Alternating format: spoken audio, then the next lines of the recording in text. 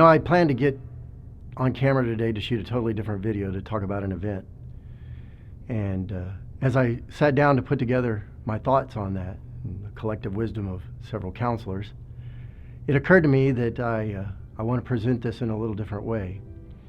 And what the Lord brought to my mind was the fact that the Bible uses a phrase more than 40 times throughout the New Testament to describe the relationship that members of the church should have with regard to each other. And the phrase one another used more than 40 times in the New Testament in ways like love one another, care for one another, regard one another, encourage one another, support one another. All throughout the New Testament, the church is given this, not so much a mandate, but an opportunity. Not a requirement, but a challenge.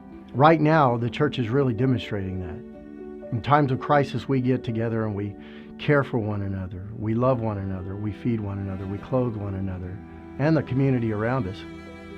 But I got to thinking, Hebrews 13 tells me that one of the sacrifices that is so great, that really magnifies the Lord, is a sacrifice of praise.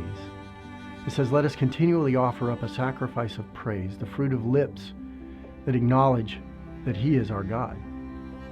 I thought, what a wonderful opportunity that on October the 13th, in addition to everything else Calvary is doing with disaster recovery, and everything Calvary is doing in keeping with our regularly scheduled calendar, that we're going to get together and we're going to offer a sacrifice of praise in times of trouble, in times of crisis, in times of duress for some of us, and for others of us in times of joy and thankfulness. But we're going to come together on October the 13th and praise the God who's made all of this possible.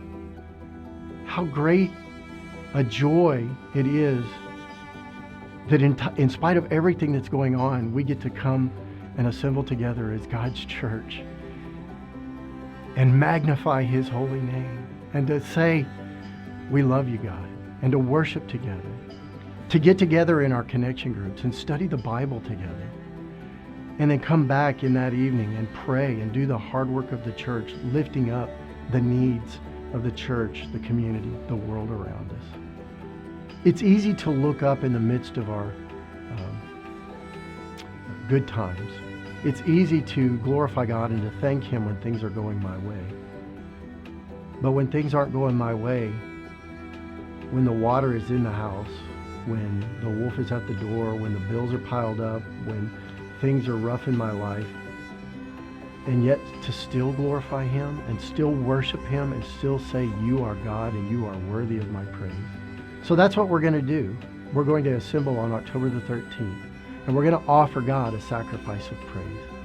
The fruit of our lips that say, despite my circumstances, I transcend that. I'm above that because you have raised me up, God. And so we're going to worship God on that day with one another. We're going to study God's Word on that day with one another. And then we're going to do the work of the church on that day in praying with and for one another. Whether you are already planning on being in church on October the 13th, or whether you're going to have to make room in your calendar and make that happen, He's so worthy. God is so worthy to be worshiped, especially in this sacrificial way by His church. And so, on October the 13th, let's worship God with one another. Let's study His Word with one another. And let's do the work of praying with one another and for one another and for our world. Come, be part of it.